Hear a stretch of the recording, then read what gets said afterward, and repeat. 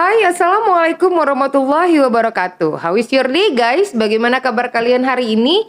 Mudah-mudahan tetap dalam kondisi yang sehat dan baik-baik saja.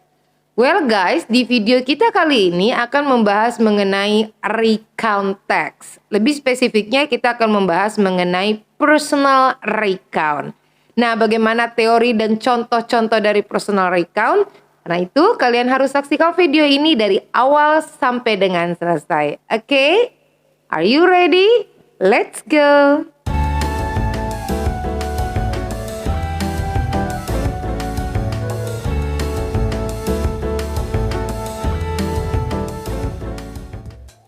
Oke, sebelum kita masuk ke dalam teori mengenai definisi, struktur teks dan juga kebahasaan dari recount text, coba lihat dulu gambar yang ada di sebelah saya ini. Happy holidays! Siapa yang tidak suka dengan liburan? Siapa yang tidak kepengen liburan? Nah, sekarang bagaimana perasaan kalian ketika kalian sedang liburan? Kalian bisa ungkapkan nanti.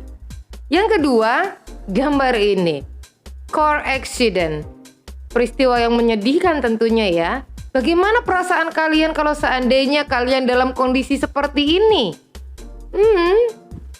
Atau yang ini. Ini seringkali kalian temukan pada saat kalian di sekolah tatap muka ya. Nah, lihat apa yang terjadi dan bagaimana rasanya kalau kejadian ini ada pada kalian. Yang sabar ya. Nah, dari contoh-contoh yang ada tadi, itu bisa kita buat dalam bentuk kalimat ataupun kita buat bentuk narasinya berbentuk recount. Nah, apa definisi dan bagaimana cara buatnya? Kita lanjut yuk. Well, now we come to definition from recount. Sekarang kita masuk ke dalam definisi dari recount. Secara umum, a recount retells past events in order in which they happen. Maknanya adalah bahwa recount itu menceritakan kembali semua kejadian yang dimana pelaku utamanya merasakan kejadian tersebut atau mengalami langsung kejadian tersebut. Nah, lebih spesifiknya lagi kita akan masuk ke dalam personal recount. Personal recount. A personal recount is a spoken or written account of an event or experience that the writer or speaker was personally involved in. Kalian paham maknanya? Di sini dapat disimpulkan bahwa dalam personal recount itu bisa bentuknya tulisan atau bisa bentuknya adalah cerita secara langsung yang merupakan bentuk kejadian ataupun pengalaman yang dialami oleh si penulis ataupun si pembicara secara langsung karena mereka terlibat dalam kejadian tersebut, baik si penulis ataupun si pembicara. Cukup jelas ya? After this, we come to the sample from personal recount. Kita masuk yuk ke contoh-contoh dari personal recount. Yang pertama ada personal letters ya, surat pribadi di mana di sini kalian bisa curhat, bisa menuliskan semua pengalaman kalian kepada orang lain. Oke? Yang kedua disebut dengan autobiographies. Nah, di autobiographies ini kalian menceritakan semua kejadian ataupun cerita hidup kalian lah ya. Cerita hidup kalian dari waktu kecil sampai dengan sekarang. Nah, itu disebut dengan autobiographies. Kalian sendiri yang menceritakan berdasarkan pengalaman atau kejadian yang kalian alami. Nah, yang berikutnya adalah diary. Siapa sih yang gak suka tulis diary? Terutama buat yang cewek-cewek ya. Karena diary ini merupakan personal book. Jadi di sini kalian bisa menuliskan apa saja yang kalian rasakan. Tujuannya untuk diingat atau dikenang personal, pribadi, bukan untuk di-share. Oke? Nah, pengalaman ini bisa dituangkan dalam diary, buku catatan harian. Oke? Okay, now we continue to the structures from recount. Yeah? Okay, like this. First part we call with orientation or setting of the scene. Nah, di part ini isinya apa aja sih? Karena dia kan bagiannya adalah bagian pembuka di atas pertama kali. Nah, in this part including with time, place, atmosphere, introductions of characters. Nah, di bagian pengenalan ini biasanya kalian akan meletakkan kapan waktu kejadian, di mana kejadian itu kalian alami, dan bagaimana rasanya atau bagaimana kejadian itu terjadi. Kemudian kalian bisa memperkenalkan siapa-siapa saja orang-orang yang terlibat dalam cerita kalian. Itu adanya di paragraf pertama ya. Berikutnya kita sebut dengan body ya. Series of events in chronological order.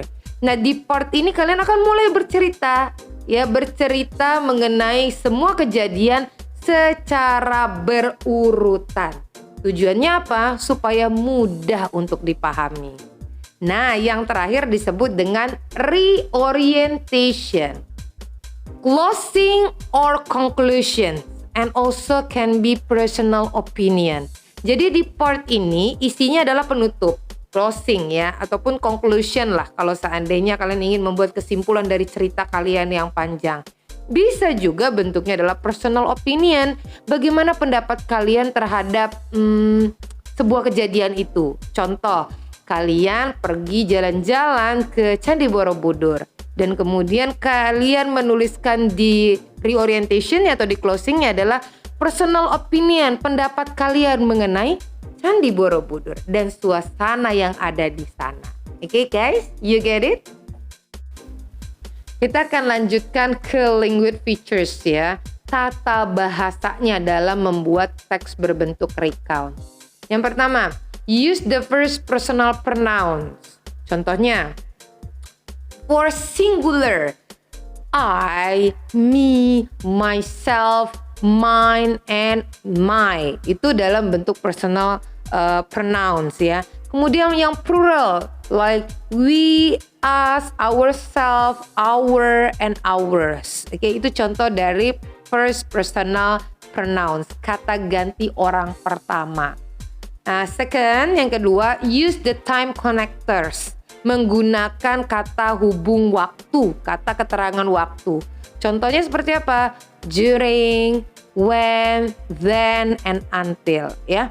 Dan yang berikutnya adalah use the verbs in the simple past tense. Kita akan menggunakan bentuk kata kerja yang berbentuk past tense. Contohnya pretend, had, was, and lay. Nah, ini digunakan kenapa? Karena memang kita bercerita kejadian yang sudah berlalu. Makanya kita akan menggunakan bentuk past tense dengan kata kerja berbentuk kata kerja kedua.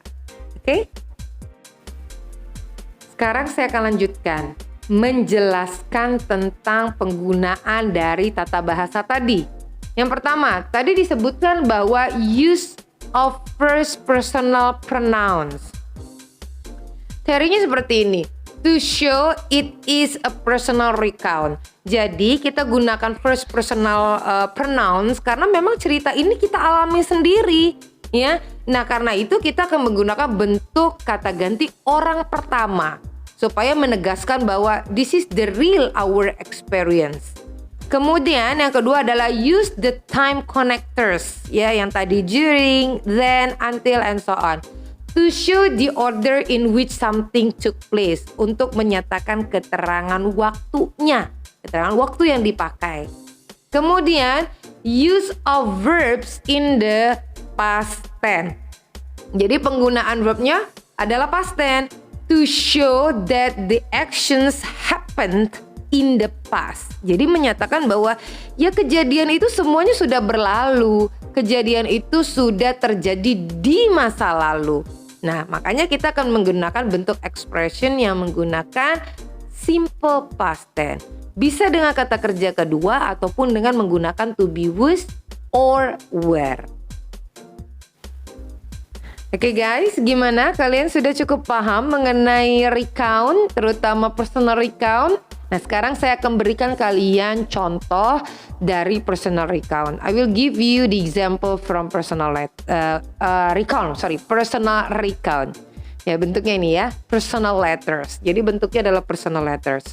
Nah, di sini suratnya ada terdiri dari 6 paragraf. Sekarang kita coba pilah-pilah paragrafnya berdasarkan struktur teks yang tadi sudah kita pelajari. Paragraf pertama, the first paragraph we call with orientation. Di paragraf pertama ini kita sebut dengan orientation. Karena disinilah kita akan memberikan penjelasan mengenai kapan waktunya, siapa saja yang terlibat, dan kira-kira seperti apa sih scene-nya. Nah, contohnya ada di situ this morning. Ya, itu udah menyatakan waktu ya, keterangan waktu untuk cerita yang ingin kita bagikan. Nah, kemudian paragraf kedua, ketiga, keempat, dan kelima itu disebut series of events. Berurutan ceritanya seperti apa?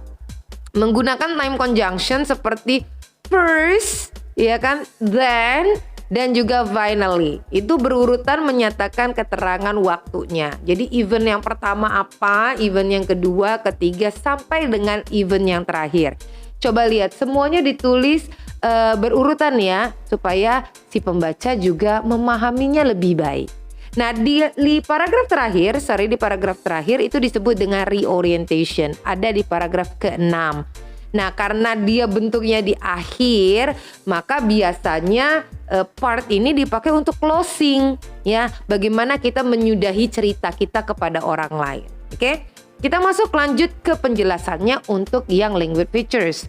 Kalian lihat di sana di dalam teks itu ada 2 warna berbeda yang saya berikan.